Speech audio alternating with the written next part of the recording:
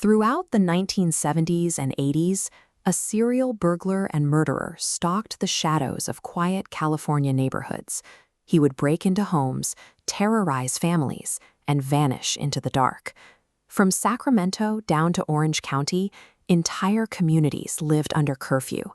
Hardware stores sold out of deadbolts, neighbors formed patrols, and people slept in shifts as dozens of interconnected crimes swept through these sprawling tracts of homes.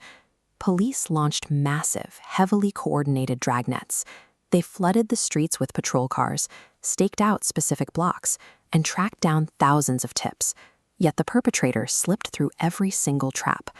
Detectives relied on the tools of the era. They dusted for fingerprints, drew composite sketches from witnesses, and meticulously logged physical items left behind. But eventually, the leads dried up. Without a name or a face, his ability to evade capture relied on the fact that science could not yet track microscopic trace evidence. He simply stopped striking and faded from public view. But investigators did have something microscopic.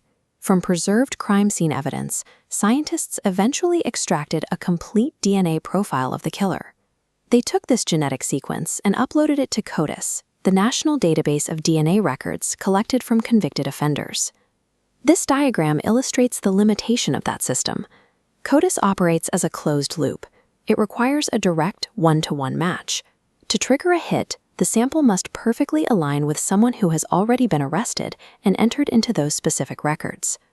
Because the killer had avoided capture for his entire life, his genetic sequence floated alone in the system. The search returned 0 connections. This created a severe investigative bottleneck. A pristine biological blueprint is of little use if the suspect's identity is not already present in the existing law enforcement records. By the 2010s, millions of people were voluntarily swabbing their cheeks. The growth of consumer DNA testing created massive, open-source genealogical databases filled with the public's own genetic information. Detectives realized they could bypass the limitations of criminal databases. Instead of looking straight down the list for a direct match, they looked outward, searching for anyone sharing fragments of the killer's DNA. They took the forensic profile from the old crime scenes and formatted it to communicate with these public ancestry platforms. They uploaded the raw data just like any standard consumer looking for their roots. As you can see in this visualization, the database identified shared genetic segments. It linked the crime scene sample to distant relatives, specifically third and fourth cousins of the killer. The scope of this new data was immense.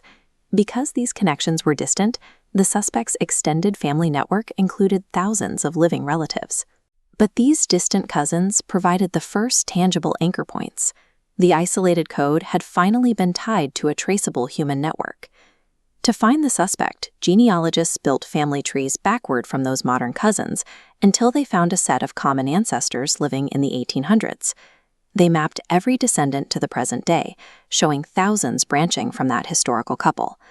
Investigators then systematically pruned the tree, eliminating branches not aligning with the suspect's sex or age. Next, they applied geographic constraints, removing anyone outside California during the crimes. The list shrank to a handful of men.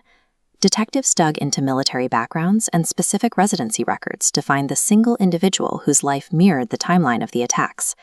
Through this process of elimination, that massive network of thousands collapsed down. Only one branch remained. In April 2018, police quietly surrounded a house in Citrus Heights, California. They arrested a 72-year-old former police officer, ending a 40-year manhunt. A final, direct DNA swab collected from the suspect matched the cold case evidence. The biological code confirmed what older investigative methods could not. This investigation established a high-profile precedent for using consumer genealogy as a law enforcement tool. Today, law enforcement agencies apply this horizontal search method to begin clearing backlogs across the country. They are pulling files from archives and identifying suspects in cold cases that had sat dormant for decades. The Golden State Killer was identified because he shared an inescapable link with thousands of strangers who happened to be his relatives. This methodology ensures that even without a suspect's own record on file, their identity can still be uncovered. For anyone who has left DNA at a crime scene, the distance between anonymity and identification has narrowed.